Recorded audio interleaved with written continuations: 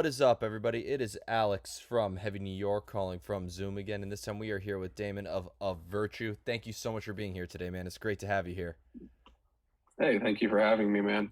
I'm looking forward to it. Excited. Yeah, I'm excited to have you here too because you have quite a good, and very impressive, catalog already, and you're continuing that with these two new singles, Hypocrite and Sinner. Is this a good representation of the direction that Of Virtue is heading into, or is this just one little piece of the puzzle of what we could be expecting? It could be both. I would say that it's a nice polarizing start because Sinner is a little more soft. It's kind of like very vibey, very like kind of atmospheric, and it allowed us to really dive into some different styles that we haven't done before in the past. Hypocrite is a little more on the heavy side, but kind of people that's what people kind of more know us for. But you kind of set the parameters there, and then everything else it'll kind of be somewhere in the middle. Some heavy stuff, some stuff that'll kind of lean towards more heavy kind of programming, more of an industrialized sound. But it's gonna be good. There's a lot of cool things in the works. So yeah, it's a good indicator of where it's going, but it'll also keep people on their toes at the same time. Well, I think your whole catalog has the potential. When you look at albums such as Heart Sounds or Salvation or What Defines You, it almost seems like you have the tendency of keeping people on your toes. I think that's the ultimate beauty of what Of Virtue is. Oh, absolutely. And it's nice because I've always attached myself or grown up with bands where it's like they don't sound one way the entire time.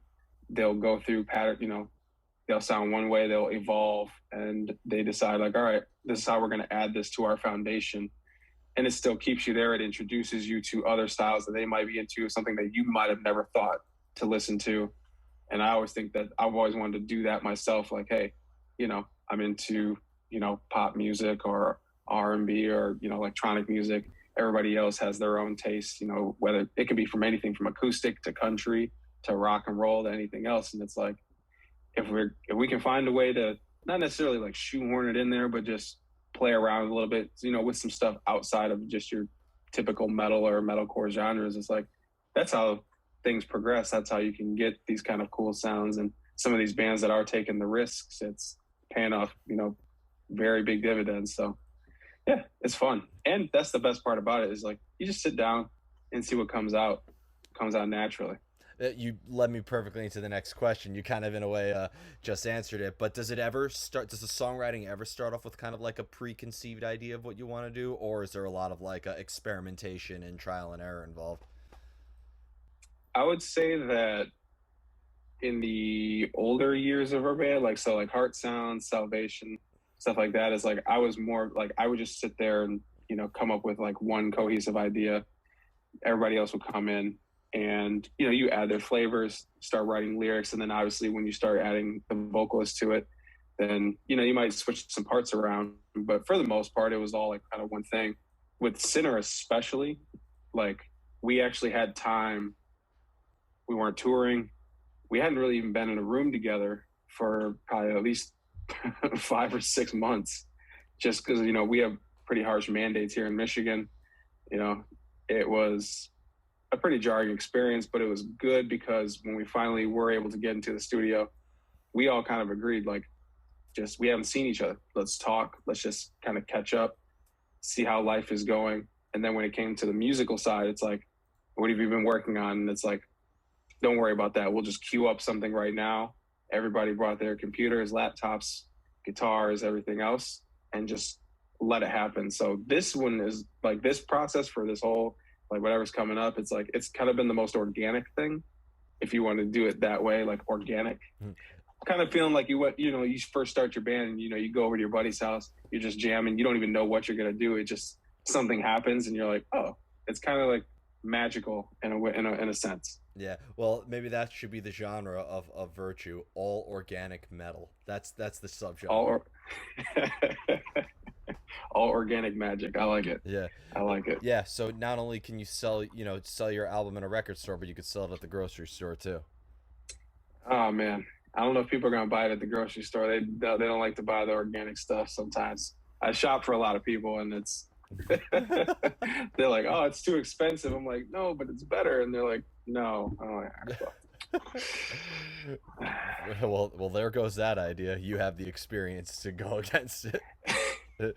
But when you it's I think you are right though, because like when you look at, like, I believe when you look at an album such as What Defies You, for example, like I remember going from like a track such as No Control, you go to Alone, but then you end it with Confide in Me. It almost seems like that there's all these different styles that are incorporated. Is it fair to say, and I know it's kind of cliche to ask what are your influences, but is it fair to say that all members from of Virtue do have different inspirations and different backgrounds that contribute to the diverse sound? Oh, absolutely. And that's the beauty of it. Is like we all have we we're different. We're all kind of in a similar age range, but it's like it could be anything from like I my first introduction to like my me discovering music myself was like new metal. So it's like Slipknot, Seven Dust, Corn, Deftones. Like, hey, let's go, let's go, Yeah. let's go. Lincoln Park, like all. That's my thing. Like Tyler, like he was a little bit later, so it's like we came as Romans, I See Stars, Memphis Mayfire, like that kind of like the 2010s, like the metalcore, like that kind of stuff. Mike, kind of similar ball game as me, where it's like Killswitch Engage, As I Lay Dying, Slipknot, more of like the mainstream metal. But then again, we all love so many different things that it's like, hey, let's try this out. Let's see what works, let's see what sticks.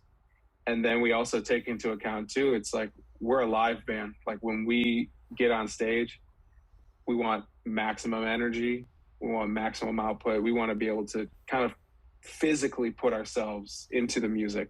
So then by that process too, you're going to go, okay, well, I still need to be able to play this and have some somewhat like technical parts or whatever. But then some people, I don't know, they laugh at easy music, but at the same time, sometimes just getting up there, keeping it simple, making it sound as heavy or just emotional or whatever it is as positive as you possibly can, that also factors in. So Yeah. yeah, And there's a lot of different things. being a lyricist too, I'd imagine vocals and lyrics, that takes a lot of effort too, because you could have a great song, but the lyrics could really be like the icing on the cake to make Oh man, to relate to it. absolutely. Has there ever been a time where maybe you had a lyrical idea or maybe a lyrical subject matter that maybe helped dictate the direction of the music, or have you always preferred to have like a whole song structure written before you put pen to paper on lyrics? Again, this whole our whole process kind of has changed over the past few years. Where like before, you would have the music would kind of dictate, okay, what's the mood? You would kind of hear it, you know, Tyler here, you would listen to it, he'd kind of internalize it and say, this is making me feel this way. So we're like, cool, let's, go in this direction.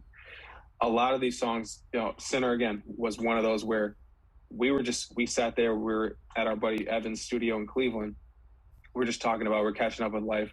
We're talking about kind of some subjects and some things that like we normally wouldn't broach, or like just areas of our lives that we're like, we're kind of addressing or unpacking in some, I would say a lot of people, during that time, it's like they had a chance to kind of take a look at their own mental health and some things that you want to just kind of get off your chest. And in this case, especially with Sinner, it's like it touches on like addiction, but in a way where it's like, I am sober. I'm sober. I've been sober for 14 years.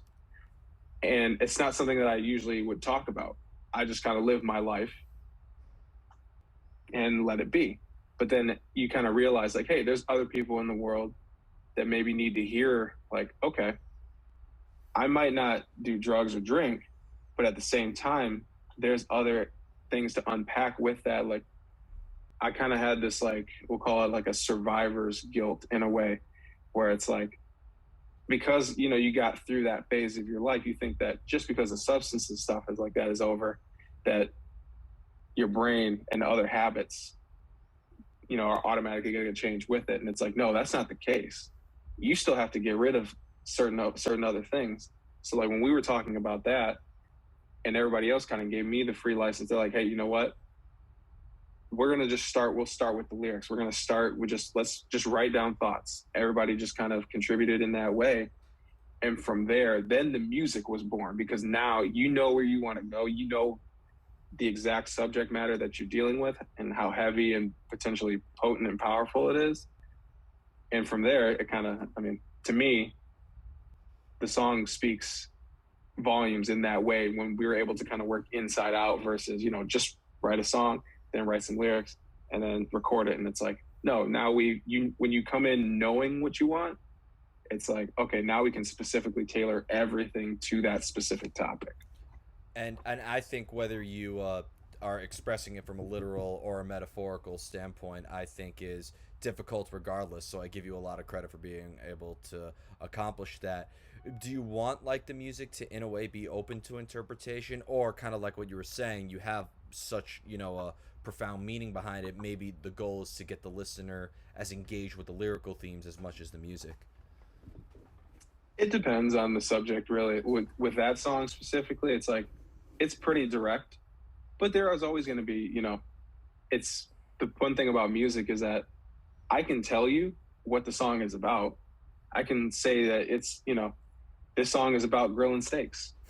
And then when you go to listen to it, you'll know that it's about grilling steaks, but you'll attach your own meaning to it no matter what, because you might have a parallel experience in your life or something else where it's just like, hey, I know that it's about this, but it also makes me feel this. And right there, it's like that's the best part about being in a band, writing music, being creative, and just allowing other people to be immersed in that experience with yourself is that it's going to do that no matter what. Because, I'm Damon, you're Alex, he's Tyler, he's Mike, he's Ryan. And no matter what, it's like you're going to connect. If you connect with it, you're going to connect with it in your own way, no matter what.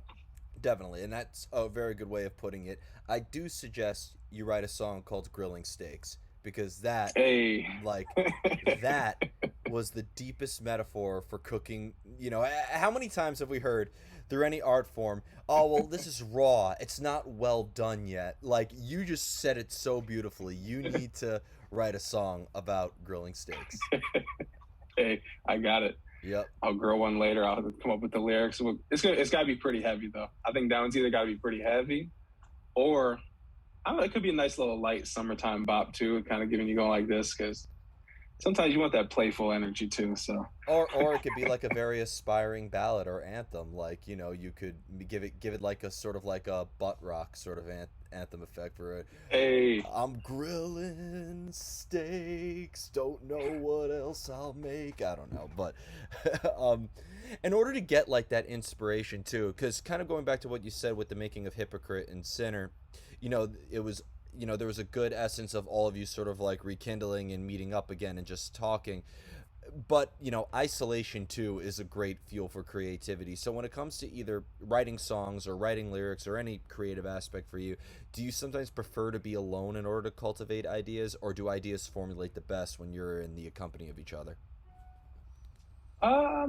it depends. I do like being by myself and having time alone with certain songs or just with my thoughts and ideas. And it can be kind of going more into this process now. It's like when we come into the room together, it's like I'll just fumble around. I'll have some ideas, and everybody else brings all their stuff too. Because sometimes you don't want the noise from anybody. You just want to be able to. All right, I don't know how I'm going to get this done, but let me at least get it into this form. Let me create this. If we're going to stick with the food metaphors, I'm going to make this ball of dough. Let me at least just shape it how I need to, and then I can give it to you. And somebody else would do something with it. They might flatten it out. They might turn it into a rectangle. Who knows? But like you mentioned before, like it allows you to kind of gather your thoughts in some way. But the thing about being in the room together, though, is like that kind of collective chaos where it's like, boom here, boom here. It's just kind of in an instant, and you can't attach yourself, because sometimes that will be the detriment where you're like, ah, man, this idea is really cool, and you marry yourself to it, and then you can't kind of undo, like, I can't hear this any other way. So there's always drawback. There's good sides to both. Definitely. But yeah, it really just depends. I know it's a very wishy-washy answer, And but I'm very freaking hungry from both answers that you gave me from the hey, last two questions. So pizza, steaks. Well, I'm on a diet right now, so my brain is just like, I need carbs and food. And well, I do apologize if my interview plays a role in you breaking that fast. But oh, no. We still have discipline. It's just one of those things where I'm I plan out like the cheat day like well ahead of time. So I'm like, all right, am I gonna do this? I might have to do like a see. I can make a steak pizza. Ah, Okay. okay. Let You know what? I'm approaching the next question with a much trepidation right now because it kind of I feel like is gonna continue in a similar vein. But how do you know when a song is done? Oh man. I would say that you sometimes you just know. You're like when you can listen through it, and there's a point as like the creator when you develop the listener perspective of the song when you're like, all right, everything hit me the way that it needed to. There was the peaks, the valleys, everything is there. Other times, the song is not done, and somebody just has to yank that from us because otherwise, we'll just keep tweaking it and doing things to it, and eventually, you kind of lose sight of what the actual focus is. So, again, semi wishy washy. In some cases, you just know, like when you can look at each other and you go, you give it some time, you give it a couple days, and you're like, yep, that's good. On to the next one. Other times, it's called, hey guys, we have a deadline and we need to turn this in now. And once it's turned in, you can't change it. And naturally, as soon as we turn it in, somebody goes, well, what if we could? Nope, just leave it alone. Nope, you better write another one, write another song, get better. Fair enough. Fair enough. Or I've always said that what some bands should do is just release an album that has one song on it and just make different versions of it and see if people can pinpoint what the differences are. Hey, there you go. And Taylor Swift did something where she bought she got her master's back, but then just re-recorded everything like the way that she specifically wanted to. I think it was more of a way to get around like her publishing deal, but So somebody, it's pretty cool. wow, I never thought I'd say this, but damn, that's really punk rock of Taylor Swift. She trying to Oh get yeah. off her label. Oh, absolutely. Yeah. Well, and it's cool because like then the artist looks at it and it's like you'll have the regular version that that you know and love, but then you have like the Taylor's version, and you're like, well, what is Taylor's version? Go and check it out, and people are like, ah, I like her better. I just like her. I don't like the machine. And then you go listen to that, and it's like, instant success. Oh damn. And she will tell you you'll never find another like me. And I can't believe I just used Taylor Swift lyrics on my channel. I lost a good couple subscribers on that, but who cares? Taylor Swift is Hey, awesome. but you know what? I enjoy Taylor Swift. So whoever watches this, I'm so sorry that this is probably not the most metal podcast for you at this moment. But You know what? I interviewed Mayhem and Cannibal Corpse, and I could talk about Taylor Swift. So, there you go. yep. And hey, talent is talent, and that is pure talent what she does. So, um, and Absolutely. and the final question I actually wanted to ask you is the band originated from Michigan, right? I know you're in like Yes. Michigan now. So I've heard so many stories about a great Michigan scene, from the Black Dahlia murder, rest in peace to Trevor, and Yes, sir. Walls of Jericho originating from there. So there's a great hardcore scene as well. I'm curious to nowadays, what is the sort of Michigan scene sort of like for this style that, it seems like, New York is known for the hardcore scene. You have Florida that's known for death metal. Oregon that's known for doom. But what is there kind of like a specific genre that maybe Michigan is sort of known for? Um, Ironically, it's more electronic music than anything else. Really? Detroit, because people don't really think about this, it's kind of the birthplace of like the kind of proto punk, electronic, like the drum and bass stuff that people come to know. It's like the late 70s, early 80s, that was a big deal. It was a big thing. That's a very dominant thing around, like in all facets, no matter where you go. As far as the heavier side, though, it's kind of hodgepodge. It depends on where you're at. Like Detroit, they still have a beautiful rock scene. The hardcore scene and the punk scene is still very alive there. A lot of venues are now coming back and putting on more shows, like being able to get back into the swing of things. As far as like where we're at, Lansing and a couple other places, like it's very kind of like rock dominated. A little bit of core sprinkled in there, depending on the bands. Unfortunately for us, I would say in Lansing specifically, it's like all of our venues closed down due to the economic crises and everything else. So like I was talking to our guitar player the other day, and it's like it eliminated some of like the younger bands and like some of that, coming up. But for bands like ourselves or some of our other friends, like some bands like Assume Nothing, some bands like Heartsick, these are all like kind of core bands that do have like rock leanings or rock tastes, but we're able to kind of infiltrate and get into various parts of Michigan and kind of start to build that whole thing back up. So again, just keeping in theme with either food or just very halfway Switzerland answers. I would go to say that rock, hardcore, metal, it's all kind of just in this nice melting pot. Michigan takes so many things. Like the Midwest is just interesting in general as a sound. It's like it's not one sound, but it's like, it's like a stew almost. It's like, when the seasons, it's like, hey, I need something for the summer, I need something for the fall, I need something for winter, and I need a band that can do all of them. Yeah. So it's kind of. Well, and to be fair, with the bands that have like the sort of core background, to like the rock friendly or to the metal crowd, some metal puritans are going to look at you guys like you're Taylor Swift, but to the rock crowd, some of you are going to look at your music like it's Emperor. So like I think Yeah, so 100%. so I think that's the beauty of it. You're damned if you do and damned if you don't, and you utilize the ever loving hell out of it. Absolutely. And people are way more open-minded Absolutely. than, everyone believes. It's like, I was talking to somebody the other day, and it's like they're like, "Man, I really don't like this," blah blah blah. And I'm like, "Well, you keep listening to it though." They're like, "Well, it's not the fact that I don't like the song. I just don't like that they changed." I was like, "So you like the song, but you don't like that they changed?" And it's like, that doesn't make any sense, but it does make sense at the same time. Like want people or want things to stay the same, yet you still consume what they're putting out. That is making my brain hurt so much right now. But that too should be a lyric. Like I like who you are now. I just don't like that you changed. Like that is. It's deep. I want to see you write something to that. Your lyrics are pretty awesome, I must say, from what I've witnessed in Hypocrite and Sinner and your previous albums. So I'm excited to see maybe you could do some lyrics with that. Oh, I definitely can. I definitely can.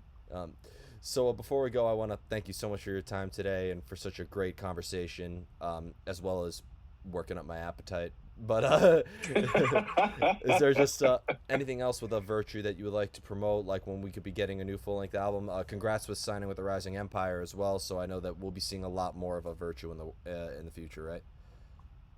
Absolutely. I want to shout out to everybody at Rising. They've been great to us so far. Everybody over at FM, our management company. Moving mountains. People keep listening to Sinner. It's been blasted all over the radio, been getting requests for it. People have been texting me, messaging me, and they're just like, and it's kind of a dope feeling where a lot of people that I grew up with that they know all of us are in a band, but I want to say they don't care. But it's like, again, breaking that kind of mainstream conscience of, because most people don't know where music comes from. They don't know the fact that like there's a whole ecosystem. There's, Disturbed is not a huge band overnight.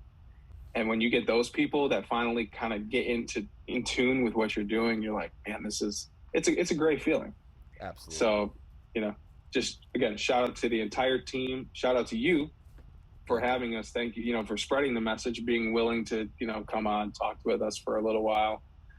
And I would say Friday, we have a really cool announcement on our socials. So please, everybody at Of Virtue, across the board, Twitter, Facebook, Instagram, TikTok, YouTube. You can find us anywhere, because if you can't, then we're not doing a good job as a band.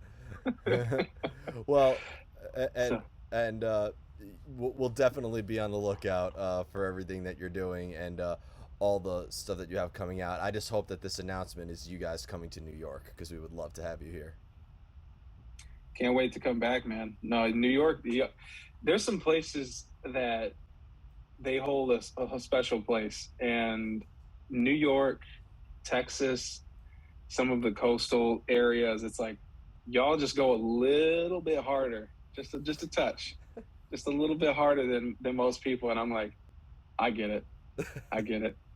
That's Yeah. that mad ball energy. That's what Oh, that is. oh yeah, and I was at that infamous show in Tompkins Square Park too. So let me tell you, it was pretty Man. hectic. No, I'm jealous. Yeah. I'm jealous. But thank you so much, everybody. We are here with Of Virtue. Check out Sinner and Hypocrite if you haven't already. We'll see you next time on Heavy New York.